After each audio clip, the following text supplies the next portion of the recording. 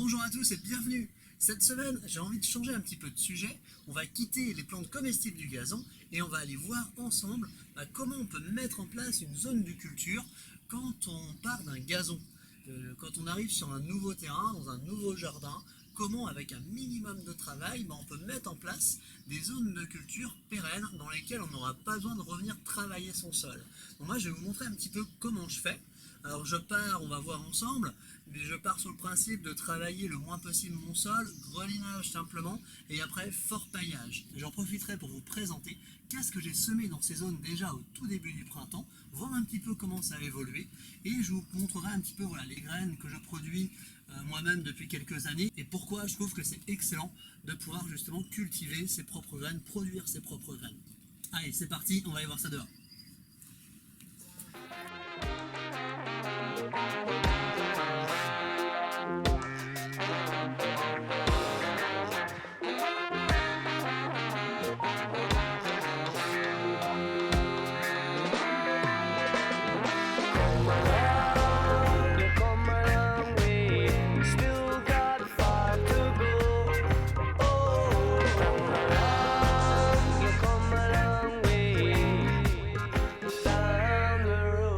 Une des techniques que j'utilise, c'est l'occultation.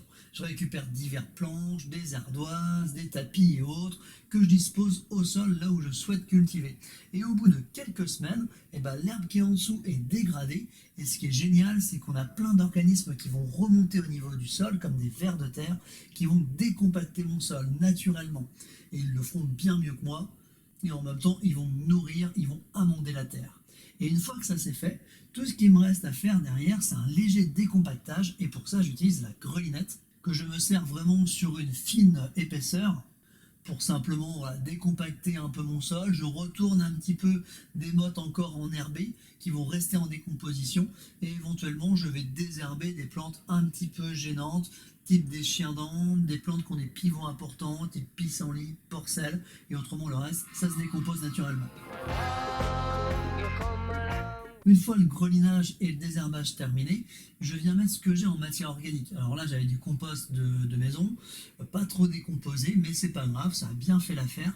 Et idéalement, ce serait même de ne pas intervenir du tout sur le sol, de le recouvrir avec une forte quantité de matière organique et que les choses se fassent naturellement à la manière des buts.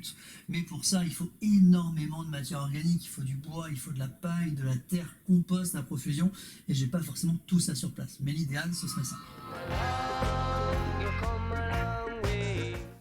Et pour le paillage, j'utilise une paille bio que j'achète dans le coin et je mets environ 15 à 20 cm d'épaisseur pour favoriser un maximum l'humidité au niveau de mon sol, augmenter la vie microbienne du sol afin qu'il soit de plus en plus fertile et qu'il ne puisse pas se recompacter. D'ailleurs, je ne marche jamais sur ces zones, c'est pour ça qu'elles sont petites, réduites, pas très larges, pour ne jamais aller dessus.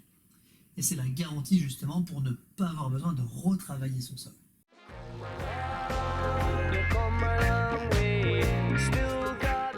Pour le semis, je suis parti sur une certaine diversité de plantes parce qu'ils ont des éléments à s'apporter les unes avec les autres, comme les fèves que je suis en train de mettre à l'instant, qui sont des fixatrices d'azote. J'ai mis également des tomates parce que j'avais beaucoup de semis en route.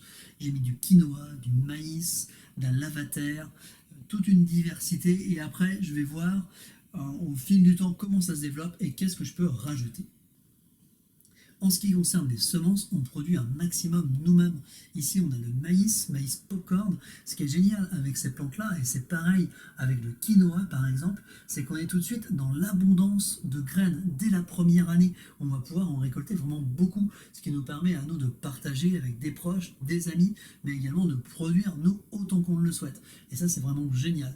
Et d'avoir des graines qui ont des capacités germinatives vraiment exceptionnelles. D'autres plantes également hyper intéressantes qu'on aime beaucoup, les laitues. Donc là, la merveille des 4 saisons qu'on cultive depuis 3 ans également.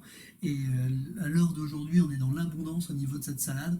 On en mange 6 mois de l'année, voire plus, très très facilement. Sachant qu'on en cultive tous les mois. Autre plante qu'on cultive beaucoup dans les potagers, la courgette.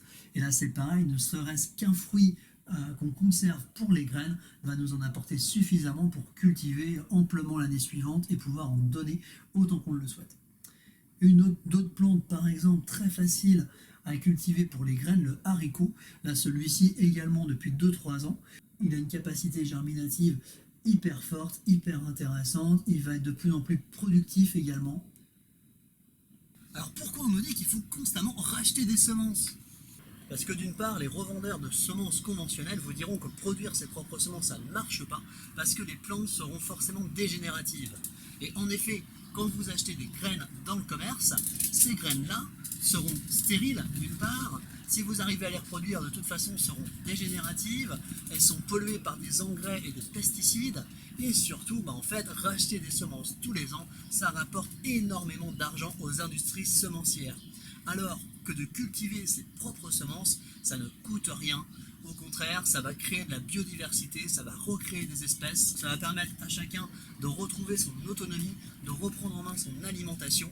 Et bien sûr, ça, aux grandes industries, ça ne leur plaît pas, ça ne convient pas à leur schéma économique. Et suite à une plantation à un semis, j'arrose fortement. Là, sur une zone comme ça, je suis bien venu déverser 10 à 12 arrosoirs pour que vraiment la zone soit autonome en eau. L'idée, c'est un fort arrosage au début et après, on n'arrose plus et la zone est autonome. Je tenais à vous montrer l'aspect de la terre ne serait-ce que quelques semaines plus tard. Et ce qui est génial, c'est qu'en une saison au potager, on peut vraiment obtenir un sol très riche en humus, très fertile, vivant, et en ne faisant rien, ne serait-ce qu'en paillant, préservant l'humidité. Là, dans cette poignée de terre, on voit justement un peu la vie, même un lombric. On voit que c'est riche, c'est une structure qui va être grumuleuse, fertile, et ce, très très rapidement. Et quand on compare avec la terre d'origine du terrain, qui était un peu plus, qui est très sableuse, un peu pauvre en matière organique, et comment on peut restaurer finalement cet aspect-là, ne serait-ce qu'en 4 semaines. Et ça, c'est absolument extraordinaire.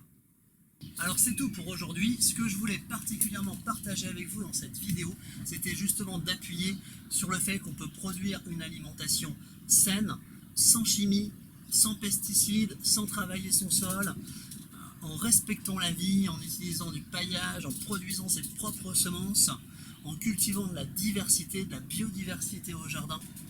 Et dans le commerce, on trouve très facilement des semenciers qui vous vendent des graines bio-reproductives non F1. Ah oui, et je tenais à vous remercier d'avoir suivi cette vidéo. N'hésitez pas à laisser des commentaires en dessous de la vidéo, à vous abonner si les contenus vous intéressent. Je vais continuer à produire une vidéo par semaine.